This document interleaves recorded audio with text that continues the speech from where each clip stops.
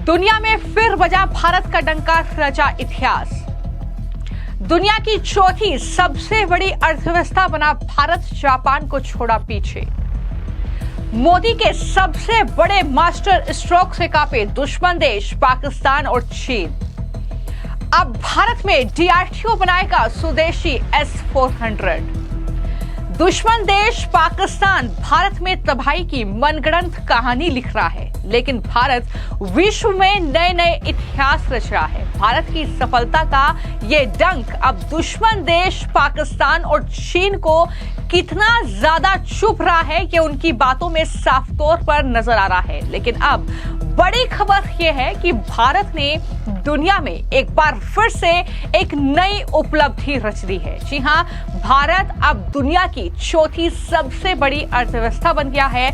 यह भारतीयों के लिए, भारत के लिए बड़ी खुशखबरी है। भारत ने जापान जैसे देश को पीछे छोड़ दिया है और चौथी सबसे बड़ी अर्थव्यवस्था वाला देश बन गया है। वहीं दूसरी तरफ भारत के दुश्मनों की भी अब खैर नहीं है, क्योंकि मोदी सरकार ने यह तैयारी कर ली है कि किस तरीके से दुश्मन देशों से निपटना है।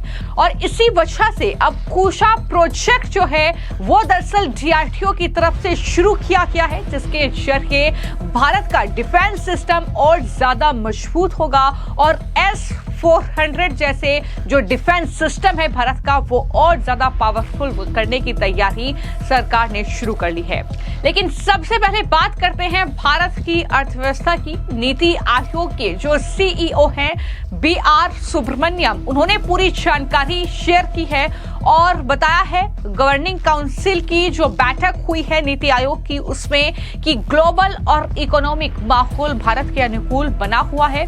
और उन्होंने कहा कि जब मैं ये सब कुछ बोल रहा हूं तब हम दुनिया की चौथी सबसे बड़ी इकोनॉमी हैं।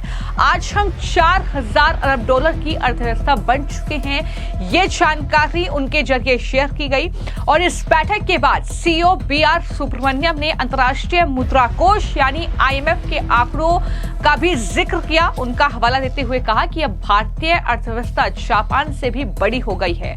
भारत ने यह मुकाम पाकर इतिहास रच दिया है और अब सिर्फ अमेरिका, चीन और जर्मनी, ये 3 देश ऐसे हैं जो कि भारत से आगे हैं इकोनॉमी के लिहाज से।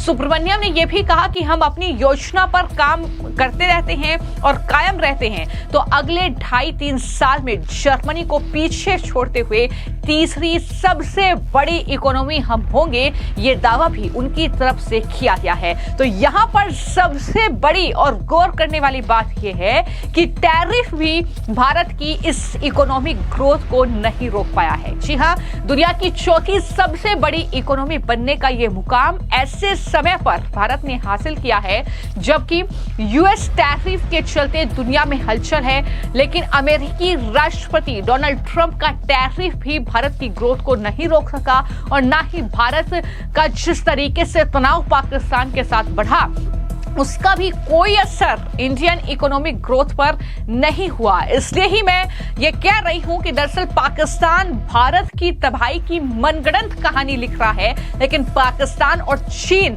तुर्की जैसे देश को यह भी देखना चाहिए कि किस तरीके से जो भारत की इकोनॉमिक ग्रोथ है वो तेजी के साथ बढ़ रही है। भारत लंबे समय से दुनिया में सबसे तेजी से बढ़ती हुई अर्थव्यवस्था बना हुआ है और अब उसने जापान को भी पीछे छोड़ दिया है। ये बहुत बड़ी उपलब्धि भारत की है। प्रधानमंत्री नरेंद्र मोदी के नेतृत्व में हम देख रहे हैं कि किस तरीके से लगातार भारत इकोनॉमिक ग्रोथ कर रहा है और चौथी अब सबसे बड़ी अर्थव्यवस्था बन चुका है, जिसको लेकर जो एग्रो फाउंडेशन के CEO हैं और फाउंडर हैं चरण सिंह, उन्होंने बातचीत की है और क्या कुछ वो कह रहे हैं भारत की इकोनॉमिक ग्रोथ को लेकर, जरा सुनिए। हम लोगों के लिए बहुत अच्छी बात है और ये हमारी नीतियों का सफलता की निशानी है कि हम 4th लार्जेस्ट इकोनॉमी दुनिया में बन गए। हमने जापान को ओवरटेक किया है, तो ये किसी भी देश के लिए एक अच्छी बात होगी, हमारे देश के लिए खास करके, क्योंकि अभी हम उतने विकसित नहीं हैं। लार्जेस्ट इकोनॉमीज जो वर्ल्ड की हैं उसमें अमेरिका है, चाइना है, जापान था जिसको हमने ओवरटेक किया है और जर्मनी है। तो अभी हम 4th लार्जेस्ट हो गए हैं। और मेरा ख्याल इमर्जिंग कंट्रीज में अगर देखा जाए तो बहुत बड़ी बात है। डेमोक्रेटिक कंट्री है जहाँ पर ये शान की बात है और जहाँ पर ये बहुत मैटर ऑफ प्राइड कह लीजिए बात है। इसके साथ साथ हमें ये भी सोचना है कि हमारी जो गति चल रही है और जो हमारे प्रधानमंत्री जी का सपना है और जो हम सब लोगों का सपना है कि हमें विकसित बनना है 2047 तक, तो विकसित की एक परिभाषा पर कैपिटा इनकम होती है। वो हम लोग अभी 2500 पे हैं और हमें कम से कम 15 से 17,000 पहुंचना है।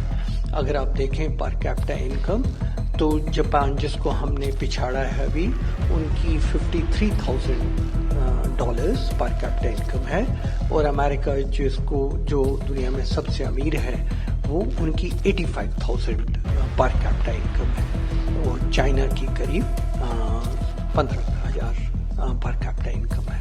जर्मनी की 73,000 पर कैपिटा इनकम है। तो हम लोगों ने एक यूँ कह लीजिए मील पत्थर क्रॉस कर लिया और बड़ी अच्छी बात है, मील पत्थर क्रॉस किया, पर आगे हम लोग को जैसे कहते हैं ना अभी भी बहुत परिश्रम करना है। इसलिए प्रधानमंत्री जी ने कल उधर बहुत अच्छा सब कोऑपरेटिव फेडरलिज्म के बारे में कहा कि सिर्फ विकसित भारत के लिए केंद्र नहीं, राज्य सरकारों को भी वन टीम बनकर आगे चलना पड़ेगा। तो वो हमें लगता है जैसे हम लोगों की जर्नी अभी शुरू हो गई है विकसित भारत की तरफ। तो अभी राज्य हैं, उसके बाद इंडस्ट्रीज को भी मुझे पूरा विश्वास है कि इंडस्ट्रीज को भी आगे सोचना पड़ेगा कि विकसित भारत वो कैसे बनाएंगे और बैंकिंग इंडस्ट्री को भी सोचना पड़ेगा, रिजर्व बैंक को, स्टेट बैंक को, बाकी बैंकों को भी विकसित भारत 2047 का प्लान बनाना पड़ेगा। तो जब हम लोग इस गति से आगे जा रहे हैं, दुनिया की सबसे तेज रफ्तार में बढ़ने वाली हमारी अर्थव्यवस्था है, तो वो मुझे लगता है कि बहुत सफलता नीतियों का एक प्रमाण है। हम लोगों को अगर 15,000 से 17,000 पर कैपिटा इनकम बनाना है तो ग्रोथ रेट 10% करना पड़ेगा। तो जहां पर एक तरफ बीजेपी के तमाम नेता इस खुशखबरी को शेयर कर रहे हैं, इस उपलब्धि को ऐतिहासिक बता रहे हैं और इस तरीके से कहीं ना कहीं माहौल है, लेकिन वहीं पर विपक्ष अभी भी तिल मिलाया हुआ है।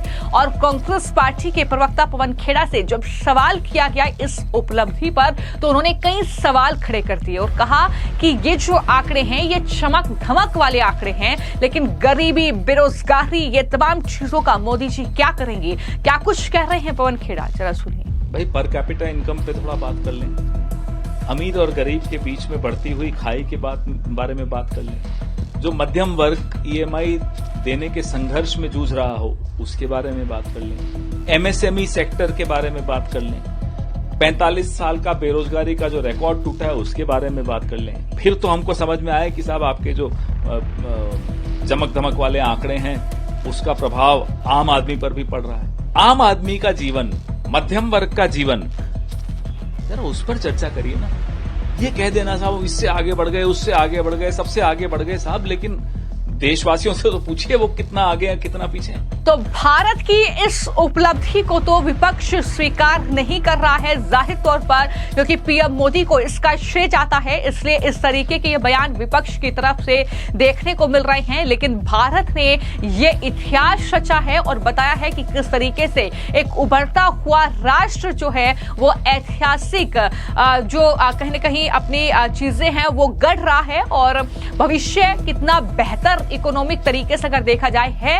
लेकिन इन सब के बीच जो पाकिस्तान के साथ तनाव चल रहा है उस बीच भी ये खबर भारत के लिए अच्छी है, लेकिन पाकिस्तान और चीन जैसे देशों के लिए जाहिर तौर पर यह खबर उतनी अच्छी नहीं है। दुश्मन देश लगातार भारत को जो है अस्थिर करने की कोशिश कर रहे हैं, लेकिन भारत का ये दृढ़ संकल्प है। प्रधानमंत्री नरेंद्र मोदी ये बार बार कह चुके हैं कि दुश्मन देश जो पाकिस्तान जो कि भी आतंक का आका है उसे सबक सिखाया जाएगा। और अब एक और जो बड़ी खबर है वो ये है कि जब ये सैन्य टकराव लगातार चल रहा है, इस बीच भारतीय डिफेंस सिस्टम को किस तरीके से बेहतर किया जाए उसके लिए लगातार डीआरडीओ काम कर रहा है।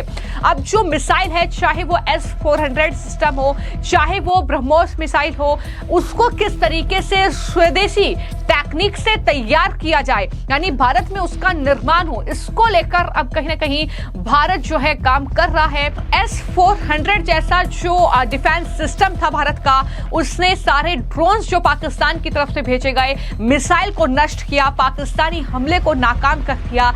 अब उसी रूसी S-400 ने जो दमखम जो भारत में दिखाया, जिस तरीके से पाकिस्तान के हर हमले का जवाब दिया, अब भारत उससे बनाना चाहता है। अब भारत अपना खुद का स्वदेशी मिसाइल डिफेंस सिस्टम तैयार करने पर काम कर रहा है। जी हां, ये बड़ी खबर है कि आकाश जैसी एयर डिफेंस सिस्टम बनाने वाली एक प्रमुख रक्षा क्षेत्र की कंपनी भारत इलेक्ट्रॉनिक्स लिमिटेड यानी BEL प्रोजेक्ट कुशा के तहत S-400 की तरह ही स्वदेशी लंबी दूरी की सतह से हवा में मार करने वाली मिसाइल सिस्टम बनाने में जुट गया है। और रिपोर्ट के मुताबिक कंपनी का लक्ष्य यह है कि 12 से 18 महीने में प्रोटोटाइप को पूरा करना है। उसके बाद उपयोगकर्ता परीक्षण जो हैं वो होंगे, जो 12 से 36 महीने तक चल सकते हैं। प्रोजेक्ट कुशा का नेतृत्व DRDO कर रहा है और इसका उद्देश्य एक ऐसा सिस्टम बनाना है जो ड्रोन, विमान और मिसाइल जैसे अलग अलग जो हवाई खतरे हैं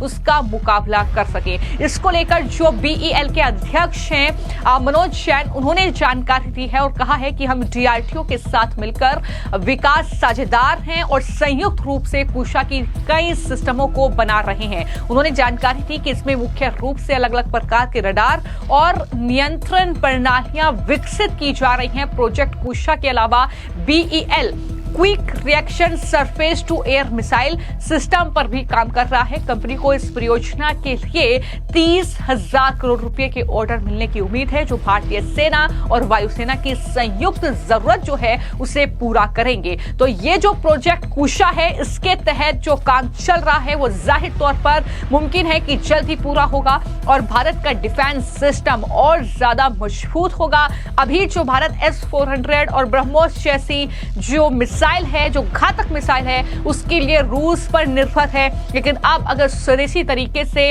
भारत उसका निर्माण करता है तो जाहिर तौर पर ये भारत एक और बड़ी उपलब्धि जो है वो हासिल करेगा। और ये सारी चीजें तब हो रही हैं जब पाकिस्तान और चीन, तुर्की जैसे देश लगातार भारत को आंख दिखा रहे हैं और इस तरीके से भारत को टारगेट करने की कोशिश कर रहे हैं, लेकिन भारत भी जवाबी कार्रवाई करने के लिए पूरी तरीके से तैयार है। फिलहाल आपकी इस पूरे मामले को लेकर क्या राय है, हमें कमेंट बॉक्स में जरूर लिखें।